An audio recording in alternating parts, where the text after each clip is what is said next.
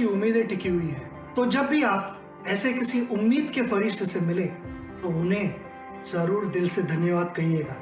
इससे उनका हौसला और बढ़ेगा। हमारा हर एक काम देश के नाम। जय हिंद।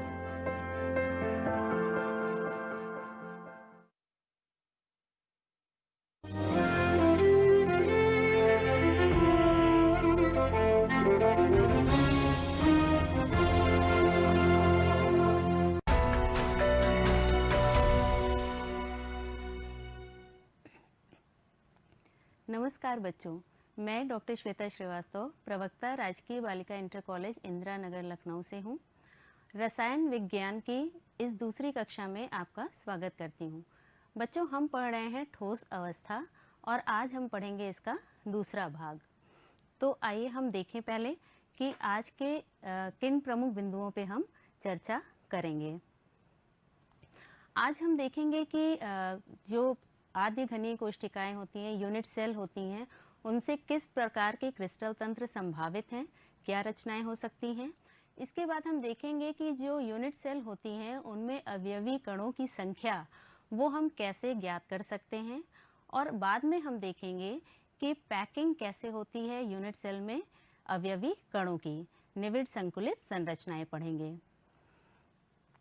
बच्चों, पिछली कक्षा में आपको ध्यान होगा कि हमने पढ़ा था ठोस कितने प्रकार के होते हैं, क्रिस्टलीय अक्रिस्टलीय ठोस में क्या भेद होता है।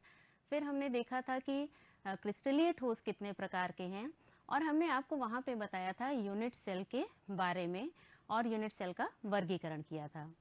तो जब हमने बात की थी यूनिट सेल की तो आपको ध्यान होगा हमने आपको बताया था कि एक यूनिट सेल के 6 पैरामीटर्स होते हैं। वो 6 पैरामीटर्स कौन से थे? 3 अक्षीय दूरियां थी और 3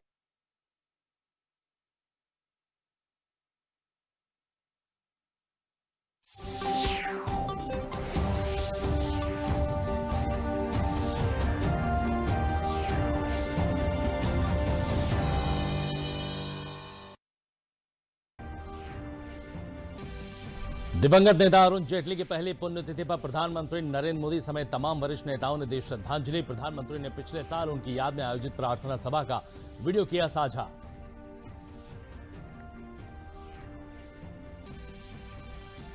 रक्षा मंत्री राजनाथ सिंह ने आज वीडियो कॉन्फ्रेंसिंग के माध्यम से Uttar Pradesh defence industrial corridor हेतु हस्ताक्षरित MOU पर क्रियान्वयन की प्रगति की समीक्षा की।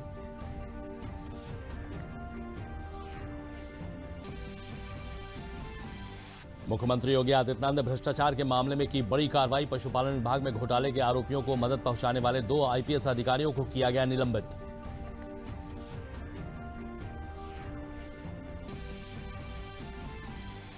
और देश में कोविड-19 से 23,38,035 लोग हुए स्वस्थ। कोविड-19 महामारी से ठीक होने वालों की संख्या सक्रिय मामलों से 3 गुना हुई। नमस्कार, मैं हूं विजय श्वास और अब समाचार विस्तार से। दिवंगत राजनेता और NDA सरकार में कई मंत्री पद संभाल चुके अरुण जेटली की आज पहली पुण्यतिथि है। प्रधानमंत्री नरेंद्र मोदी ने दिवंगत नेता अरुण जेटली को याद करते हुए कहा कि पिछले साल अपने प्रिय मित्र अरुण जेटली को खो दिया था। अरुण जी ने पूरी लगन और देश से सेवा की है। उनकी बुद्धि, विवेक, कानूनी कौशल और गर्मजोशी भरा व्यक्तित्व उन्हें महान बनाता है। प्रधानमंत्री ने पिछले साल उनकी याद में आयोजित प्रार्थना सभा का एक वीडियो भी साझा किया है। सर्व मित्र थे, वे सर्वप्रिय थे और वे अपनी प्रतिभा के कारण, अपने पुरुषार्थ के कारण, अपने प्रभाव के कारण जिसको भी जहां पर भी उपयोगी हो सकते थे वे हमेशा उपयोगी होते थे। अब पल भर के लिए कल्पना कीजिए, मेरे जैसे व्यक्ति का क्या होता होगा जिसने ऐसे प्रतिभावान साथी को खोया होगा, जिसका वर्णन हम लगातार सुन रहे हैं। कितनी बड़ी कमी महसूस होती होगी। शायद उसको शब्दों में मैं वर्णन नहीं कर सकता हूं, लेकिन प्रतिपल अनुभव करता। केंद्रीय सूचना और प्रसारण मंत्री प्रकाश जावड़ेकर ने पूर्व केंद्रीय मंत्री पद्म विभूषण अरुण जेटली जी की पुण्यतिथि पर भावनीय श्रद्धांजलि अर्पित की है।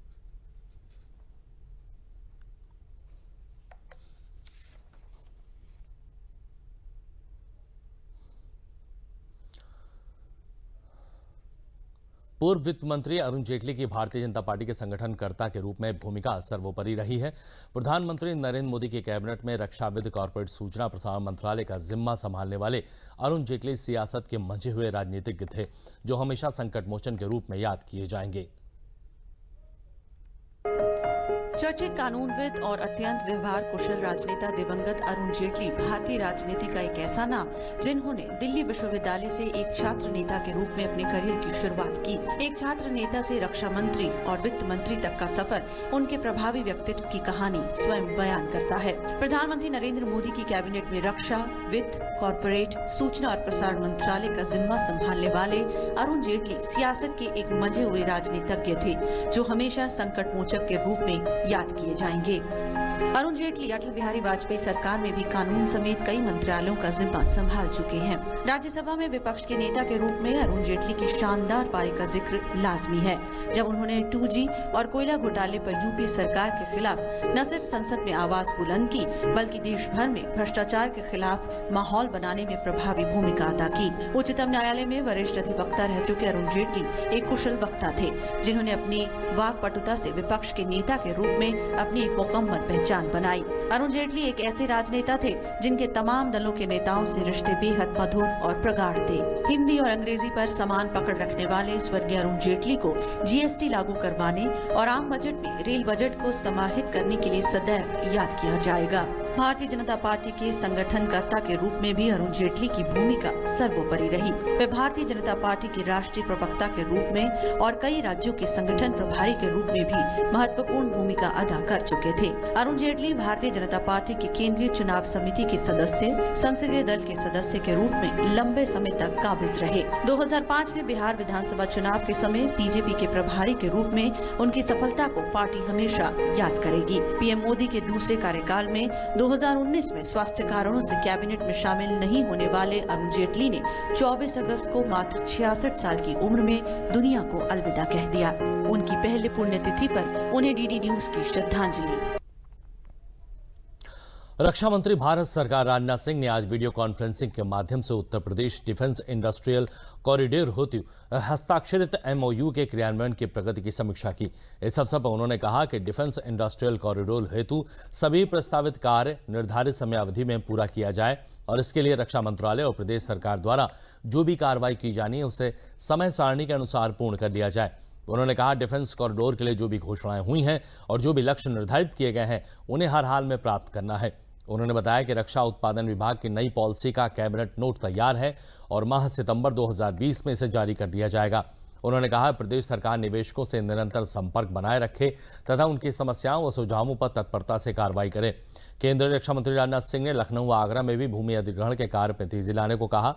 मुख्य सचिव राजेंद्र कुमार तिवारी ने यूपी डिफेंस इंडस्ट्रियल कॉरिडोर की प्रगति की जानकारी देते हुए बताया कि डिफेंस कॉरिडोर परियोजना के अंतर्गत उत्तर प्रदेश में अलीगढ़, आगरा, झांसी, चित्रकूट, कानपुर और लखनऊ में 6 नोड्स बनाए गए हैं तथा परियोजना हेतु अनुमोदित भूमि 1461.0579 हेक्टेयर में से 1310.2532 हेक्टेयर भूमि पर कब्जा प्राप्त हो चुका है, जो कि 90% से अधिक है। मुख्यमंत्री योगी आदित्यनाथ ने भ्रष्टाचार के मामले में आईपीएस अफसरों के नाम आने के बाद कार्रवाई की है। प्रदेश में पशुपालन विभाग में घोटाले के आरोपी जेल में हैं। इनके मददगारों पर भी कार्रवाई हुई है। आईपीएस से अधिकारियों को निलंबित कर दिया गया है। आईपीएस अफसर दिनेश चंद दुबे और अरविंद सेन को पशुपालन घोटाले में शामिल लोगों की मदद करने के आरोप में निलंबित किया गया है। ये दोनों अधिकारी प्रदेश में डीआईजी के पद पर तैनात हैं। आईपीएस दिनेश चंद दुबे और अरविंद सेन पर वित्तीय अनियमितताओं के आरोप लगे थे, जिस पर कार्रवाई की गई है।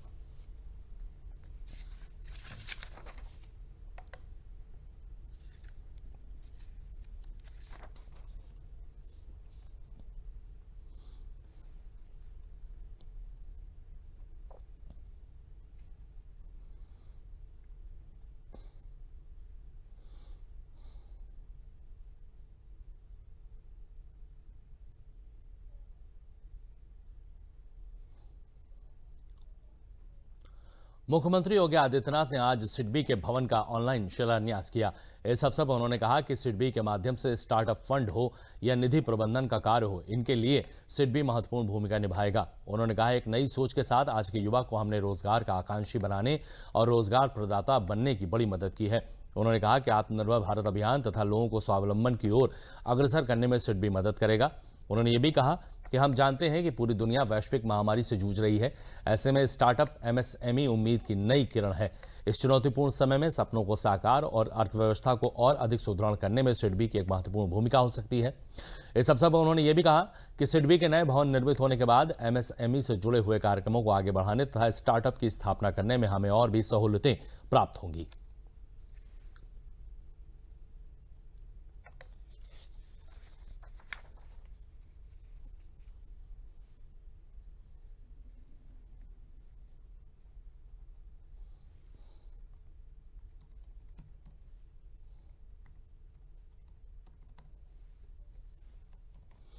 सार्वजनिक वितरण प्रणाली में पहले की अपेक्षा बहुत बदलाव हो गया है। एक दौर था जब राशन उठने तक तो पता होता था, उसके बाद किसको कितना वितरण किया गया है, वास्तविक उपभोक्ता तक सामान पहुंचा है या नहीं, इसकी जानकारी तक नहीं हो पाती थी। लेकिन ऑनलाइन व्यवस्था होने से अब उपभोक्ता तक राशन सामग्री पहुंचने तक जानकारी मिल रही है। कौन उपभोक्ता कितने समय सार्वजनिक वितरण प्रणाली की दुकान से राशन उठा रहा है, इसकी भी जानकारी मिल रही है। और राशन कार्ड बनने के लिए भी ऑनलाइन प्रक्रिया जारी है और राशन कार्ड बनते ही इसकी सूचना SMS से उपभोक्ता को मिल जाती है। PDS की दुकान से राशन वितरण की जानकारी भी उपभोक्ता को SMS के जरिए ही दी जा रही है। भ्रष्टाचार की गुंजाइश समाप्त हो गई है और लोगों तक सामान सुविधाजनक तरीके से पहुंच रहा है।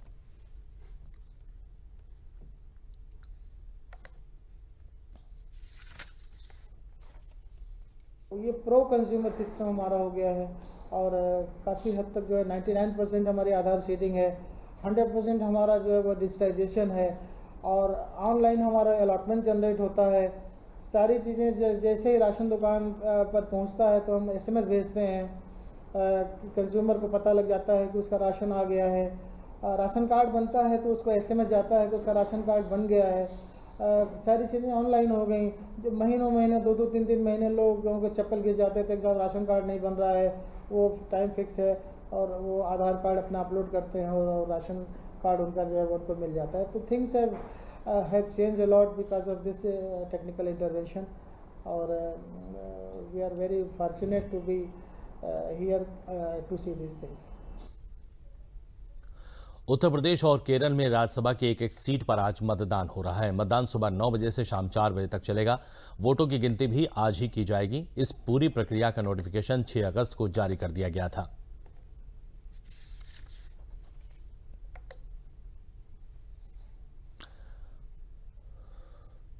और अब बात कांग्रेस में मचे हलचल की। कांग्रेस कार्य समिति यानी CWC की अहम बैठक चल रही है। कांग्रेस की अंतरिम अध्यक्ष सोनिया गांधी ने कांग्रेस कार्य समिति में सोमवार को पद छोड़ने की पेशकश की थी, जिसके बाद पूर्व प्रधानमंत्री डॉक्टर मनमोहन सिंह और पार्टी के कई नेताओं ने उनके पद पर बने रहने का आग्रह किया है। सूत्रों के अनुसार CWC की बैठक आरंभ होने के बाद सोनिया गांधी ने कहा कि वो अंतरिम अध्यक्ष के तौर पर अब काम नहीं करना चाहती। नेतृत्व के मुद्दे पर कांग्रेस के 2 खेमों में नजर आने की स्थिति बनने के बीच पार्टी की सर्वोच्च नीति निर्धारण इकाई CWC की बैठक वीडियो कॉन्फ्रेंसिंग के माध्यम से हो रही है। CWC की बैठक में एक दिन पहले रविवार को पार्टी ने उस वक्त नया सियासी तूफान आया जब पूर्णकालिक और जमीनी स्तर पर सक्रिय अध्यक्ष बनाने और संगठन में ऊपर से लेकर नीचे तक बदलाव की मांग को लेकर सोनिया गांधी को 23 वरिष्ठ नेताओं के पत्र लिखे जाने की जानकारी सामने आई। कांग्रेस के पूर्व अध्यक्ष राहुल गांधी ने पार्टी में नेतृत्व के मुद्दे पर सोनिया गांधी को पत्र लिखने वाले नेताओं पर निशाना साधा और ये कहा कि जब पार्टी राजस्थान और मध्य प्रदेश में विरोधी ताकतों से लड़ रही थी और सोनिया गांधी आश्वस्त थी, तो उस समय ऐसा पत्र क्यों लिखा गया।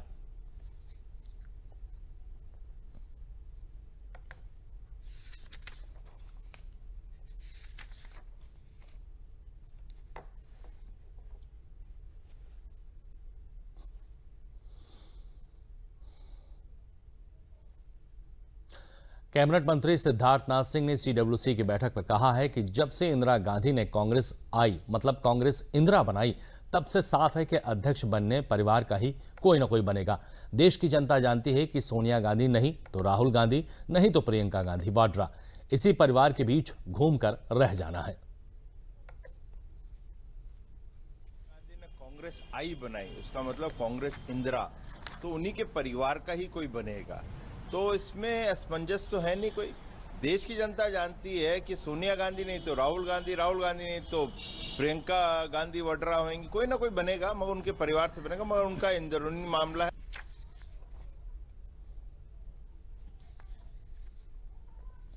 स्वच्छता के क्षेत्र में लखनऊ को देश में 12वां और प्रदेश में पहला स्थान हासिल होने के बाद नगर निगम की जिम्मेदारी और भी बढ़ जाती है। अब नगर निगम इसे अगले साल देश में पहला स्थान हासिल कराने के उद्देश्य से कार्य योजना शुरू कर रहा है। नगर आयुक्त अजय द्विवेदी ने इस उद्देश्य से लखनऊ की सफाई देख रही इको ग्रीन के कर्मचारियों को लखनऊ को नंबर 1 बनाने के आवश्यक निर्देश दिए हैं। इसकी जिम्मेदारी खुद नगर आयुक्त ने संभाल ली है। नगर आयुक्त ने लखनऊ के रमाबाई अंबेडकर मैदान पहुंचकर सफाई सेवाओं में लगी गाड़ियों की गणना भी की। पूरे लखनऊ की व्यवस्था देख रहे सफाई कर्मी और नगर निगम सभी जोन के आला अधिकारी और कर्मचारी यहां पर मौजूद थे।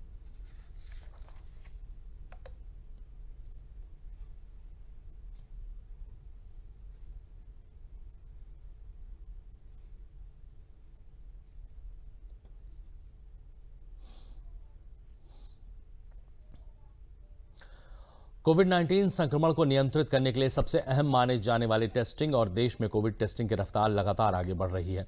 देश में स्वस्थ होने की दर 75.27% तक पहुंच गई है। पिछले 24 घंटों में 57,469 मरीज स्वस्थ हुए हैं। स्वस्थ हुए मरीजों का कुल आंकड़ा 23,38,035 तक पहुंच गया है।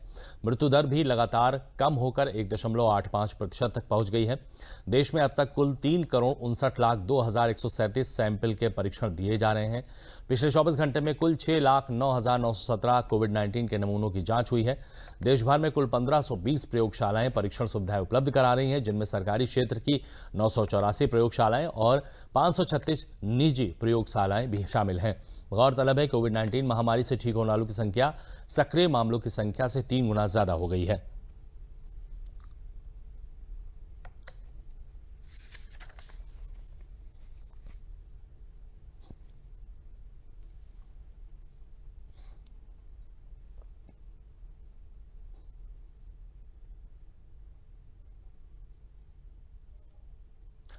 मुजफ्फरनगर के महावीर चौक पर कोरोना जांच केंद्र का शुभारंभ केंद्रीय राज्य मंत्री डॉक्टर संजीव बालियान और प्रदेश के राज्य मंत्री कपिल देव अग्रवाल ने किया। इस अवसर पर केंद्रीय राज्य मंत्री डॉक्टर संजीव बालियान ने अपना भी कोरोना टेस्ट कराया। प्रदेश के कौशल विकास राज्य मंत्री कपिल देव अग्रवाल ने कहा कि शहरवासियों को कोरोना की जांच कराने में अब आसानी होगी। जांच के लगभग आधे घंटे बाद रिपोर्ट दे दी जाएगी। कोरोना वायरस से ना घबराएं, स्वयं बचें और औरों को भी बचाएं।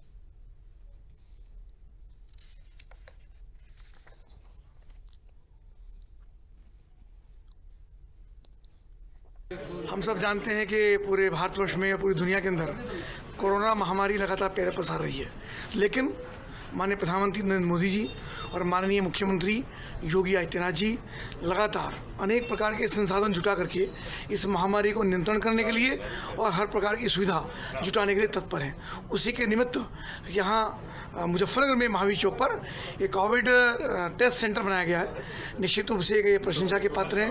डॉक्टर संजीव बालियान जी यहाँ पर हैं, जिलाधिकारी, नगर पालिका अध्यक्ष, इन सबके प्रयास से, सहयोग से ये कोरोना टेस्ट सेंटर यहाँ पर बना है, जो सुबह 9 से लेकर के 1 बजे तक और 2 से लेकर 5 बजे तक कोई भी एक व्यक्ति गांव के या देहात के या शहर के सब लोग यहाँ पर आकर के अपना कोरोना टेस्ट करा सकते हैं और सबको तुरंत उसकी टेस्ट रिपोर्ट मिल जाएगी। आधे घंटे बाद टेस्ट रिपोर्ट मिल जाएगी ताकि उनको ये जानकारी मिल सके उनका टेस्ट पॉजिटिव है या निगेटिव है। उसी के अनुसार फिर वो अपना उपचार करा सकते हैं। निश्चित रूप से जिला प्रशासन को इस बात के लिए बधाई। आईआईटी कानपुर, बीएचयू, राष्ट्रीय भूभौतिकीय अनुसंधान संस्थान दिल्ली विश्वविद्यालय और डरहम विश्वविद्यालय के शोधकर्ताओं ने पश्चिमोत्तर भारत के भूजल संकट से बचाव के लिए जल स्तर मॉडलिंग तैयार किया है। शोधकर्ताओं ने शोध के बाद पश्चिमोत्तर भारत के भूजल संकट से बचाव के लिए जल स्तर मॉडलिंग तैयार किया है। आईआईटी कानपुर के पृथ्वी विज्ञान विभाग में प्रोफेसर राजीव सिन्हा के अनुसार बनारस हिंदू विश्वविद्यालय, राष्ट्रीय भूभौतिकीय अनुसंधान संस्थान, दिल्ली विश्वविद्यालय और डरहम विश्वविद्यालय के शोधकर्ताओं ने पश्चिमोत्तर भारत के भूजल संकट से बचाव के लिए जल स्तर की मॉडलिंग तैयार की है। इस अध्ययन से पता चलता है कि बढ़ती सिंचाई उपयोग दक्षता मूर्त लाभ प्रदान करती है। अध्ययन के निष्कर्षों से गंगा मैदानों के अधिकांश हिस्सों में व्यापक प्रभाव को प्रयोज्यता है। तो तो हम लोगों ने हमारे जो दिल्ली विश्वविद्यालय के कोलीग्स हैं उनके साथ मिलके अभी एक स्टडी कंप्लीट करी है पंजाब और हरियाणा में। उसमें हम लोगों ने ये दिखाया है कि अगर ये स्थिति इसी तरह चलती रही तो कई सारे जो शहर हैं पंजाब और हरियाणा में, वहां पर भूजल की स्थिति और भी विकट हो जाएगी। और हम लोगों ने मॉडलिंग करके ये भी दिखाया है कि अगर हम अपने भूजल की आपूर्ति, भूजल की जो का यूटिलाइजेशन है, उसमें अगर हम 20% भी कम कर लें तो हमारे कई सारे शहर जो हैं वो उनकी स्थिति बहुत अच्छी हो सकती है। तो और इसके अलावा हमें जो सरफेस वाटर है उसके साथ और भूजल की दोनों को मिला करके जो इसका यूटिलाइजेशन प्लान है वो बनाना पड़ेगा। सिर्फ भूजल पे डिपेंडेंट होने में बहुत ज्यादा खतरा है। पहाड़ों में होने वाली बारिश से बुलंदशहर में भी गंगा उफान पर है और इसी को लेकर फिर एक बार बुलंदशहर के डीएम रविंद्र कुमार ने गंगा घाटों में पहुंचकर न सिर्फ हालातों का जायजा लिया बल्कि कटान से होने वाले नुकसान की भी जानकारी ली। इस दौरान जहां डीएम ने सिंचाई अधिकारियों द्वारा कटान रोकने को किए जा रहे कार्यों को परखा, तो वहीं सिंचाई अधिकारियों को जरूरी दिशा निर्देश भी दिए। गंगा कटान को रोकने के लिए यहां बालू के बोरे डालने का कार्य जोरों पर चल रहा है। इसके अलावा डीएम ने छोटी काशी, अनूपशहर, रामघाट, कर्णवास घाट का भी औचक निरीक्षण किया, जबकि डीएम की ओर से अधिकारियों को बाढ़ रोकने के भी सख्त निर्देश दिए गए।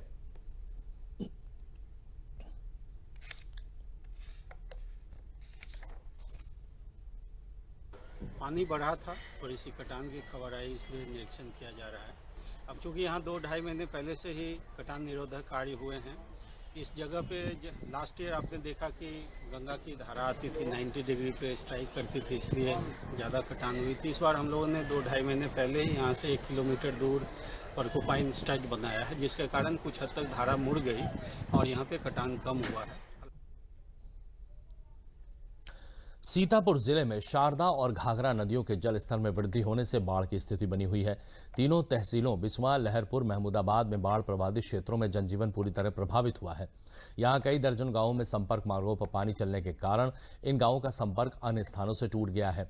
बाढ़ प्रभावित क्षेत्रों में लोगों को भोजन, राहत सामग्री और दवाई पर्याप्त मात्रा में न मिलने की समस्या बनी हुई है। प्रभावित बाढ़ पीड़ितों का कहना है कि उन्हें प्रशासन से भोजन और अन्य राहत सामग्री की दरकार है। घरों में पानी घुस जाने के कारण जहां कई घर आंशिक रूप से गिर गए हैं।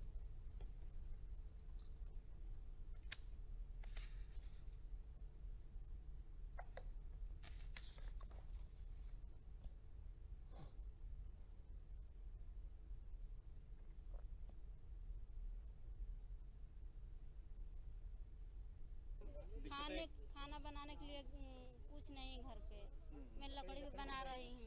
तो लकड़ी ऐसे में कहाँ मिल रही है? कहाँ मिले, थोड़ा बहुत तो चावटा मिलता है, वो भी लगा लगा कैसे बना खा रही हूँ।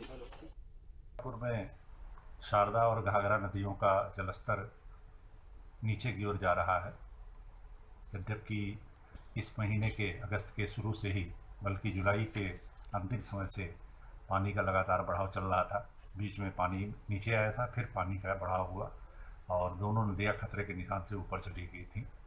यहाँ काफ़ी नुकसान हुआ, कुछ खेत भी कट गए और साथ ही साथ सैकड़ों गाँवों में पानी घुस गया था, जहाँ पर लोगों को सुरक्षित बंधों पर या ऊंचे स्थानों पर लाया गया और साथ ही साथ उन्हें खाने पीने की जो माननीय मुख्यमंत्री जी की तरफ से किट दिया जा रहा है वो उनको उपलब्ध कराया गया। प्रधानमंत्री नरेंद्र मोदी द्वारा स्वास्थ्य के प्रति लोगों को लगातार जागरूक किया जा रहा है। देश भर में फिट इंडिया कार्यक्रम का आयोजन 15 अगस्त से शुरू हो गया है, जो 2 अक्टूबर तक चलेगा। आगरा में उत्तर मध्य रेलवे आगरा रेल मंडल द्वारा फिट इंडिया फ्रीडम दौड़ का आयोजन भी किया गया है। मंडल रेल प्रबंधक कार्यालय से शुरू हुई फिट इंडिया फ्रीडम दौड़ का शुभारंभ भारतीय महिला क्रिकेट टीम की खिलाड़ी और अर्जुन अवार्ड विजेता पूनम यादव और मंडल रेल प्रबंधक सुशील कुमार श्रीवास्तव द्वारा हरी झंडी दिखाकर किया गया। कोरोना महामारी के चलते फिट इंडिया फ्रीडम रन कार्यक्रम में लोग मास्क लगाकर और सामाजिक दूरी जैसे नियमों का पालन करते हुए दौड़ रहे थे। आगरा की जनता को स्वस्थ रहने का संदेश भी दे रहे थे। भारतीय महिला क्रिकेट टीम के खिलाड़ी और अर्जुन अवार्ड पा चुकी पूनम यादव ने कहा कि प्रधानमंत्री नरेंद्र मोदी के फिट इंडिया कार्यक्रम से लोगों में फिटनेस के प्रति उत्साह देखा जा रहा है।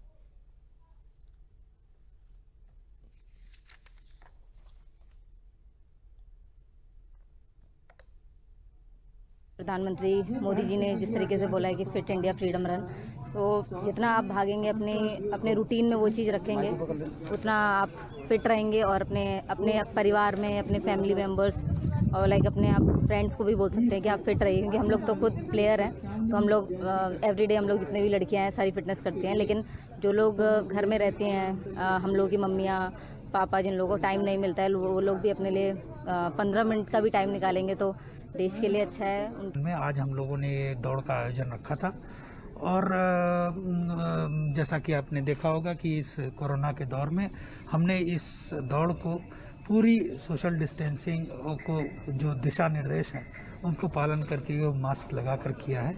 और इसमें ये भी जो ये मुहिम चलाई जा रही है, इसमें आपको बेसिक ध्येय इसका है कि आप फिट रहें।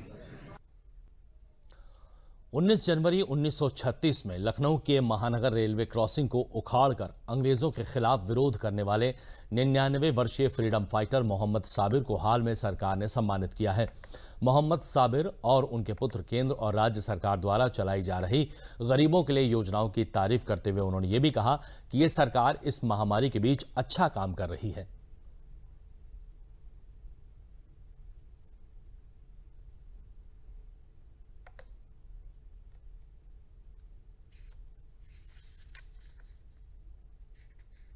भाई देखिए, अब हमारी सरकार है तो हमको पेंशन दे रही है और हम आज़ाद हैं, हमारे बच्चे आज़ाद हैं, चाहे जहाँ नौकरी करें, चाहे जहाँ कहीं जाएं। बहुत फ़र्क हो गया साहब आज़ादी से। जी, मेरे father freedom fighter Mohammad Sabir ने 25 जनवरी सन 1936 में महानगर की रेलवे क्रॉसिंग की पटरियाँ उखाड़ करके सुपरिटेंडेंट की जूतों से पिटाई की थी और अपने 176 साथियों के ये लीडर थे। और पिछले टाइम से कुछ सरकार अच्छा भी काम कर रही है कि गरीबों को राशन दे रही है, उनकी सहायता कर रही है। इस कोविड-19 के उसको मद्देनज़र देखते हुए बहुत अच्छा काम कर रही है। योगी सरकार और मोदी सरकार दोनों ही बहुत अच्छा काम कर रही हैं। 1857 के स्वतंत्रता संग्राम में क्रांति के तीनों केंद्र दिल्ली, कानपुर और लखनऊ की हार के बाद महारानी विक्टोरिया ने ईस्ट इंडिया कंपनी के साम्राज्य को इंग्लैंड की पार्लियामेंट के अधीन कर लिया था। लेकिन इसके बाद भी बैसवारा राणा बेनी माधव सिंह ने लॉर्ड कैनिंग के समक्ष हथियार नहीं डाले। प्रथम स्वाधीनता संग्राम के महान योद्धा राणा बेनी माधव बख्श सिंह इसी बैसवारा की माटी के सपूत थे, जिन्होंने अंग्रेजी हुकूमत से डटकर लोहा लिया और अंत तक हार नहीं मानी। अवध का जनमानस आज भी राणा के शौर्य की अपनी सांसों में समेटे हुए है। आज़ादी के महान नायक की याद में इस बार कोरोना काल में 24 अगस्त को समिति के द्वारा विभिन्न प्रकार के कार्यक्रमों का आयोजन भी किया गया, जिसमें एक दिन पहले पूर्व संध्या पर दीप प्रज्वलित करते हुए अगले दिन सुबह पुष्पांजलि का कार्यक्रम आयोजित किया गया, जिसमें रायबरेली के जनमानस ने राणा बेनी माधव के द्वारा आज़ादी में दिए गए योगदान को याद किया।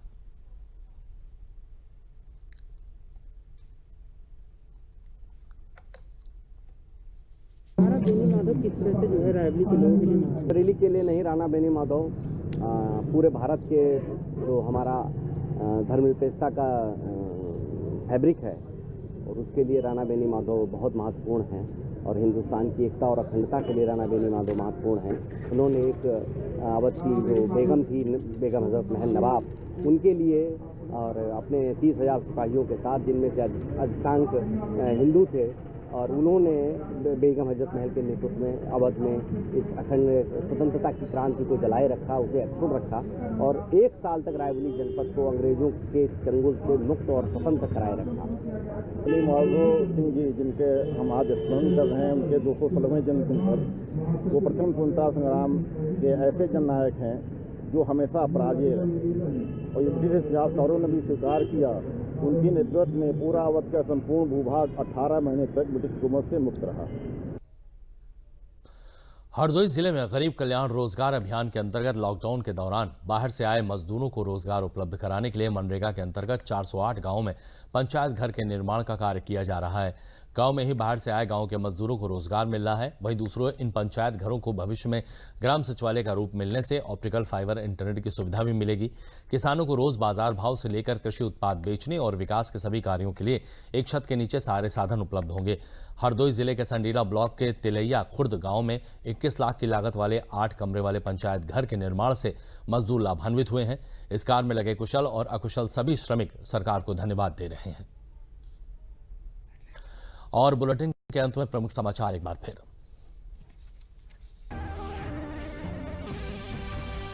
दिवंगत नेता अरुण जेटली की पहली पुण्यतिथि पर प्रधानमंत्री नरेंद्र मोदी समेत तमाम वरिष्ठ नेताओं ने दी श्रद्धांजलि। प्रधानमंत्री ने पिछले साल उनकी याद में आयोजित प्रार्थना सभा का वीडियो भी किया साझा।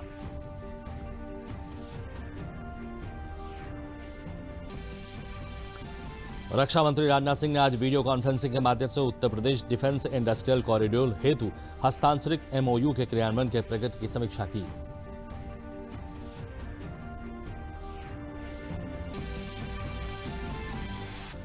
मुख्यमंत्री योगी आदित्यनाथ ने भ्रष्टाचार के मामले में की बड़ी कार्रवाई। पशुपालन विभाग में घोटाले के आरोपियों की मदद पहुंचाने वाले 2 आईपीएस अधिकारियों को किया गया निलंबित।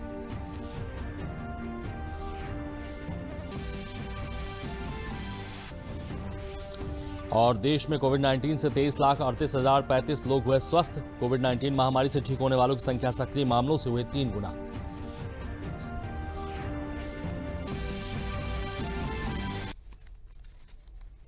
तो बुलेटिन में फिलहाल इतना ही। दीजिए इजाजत। नमस्कार।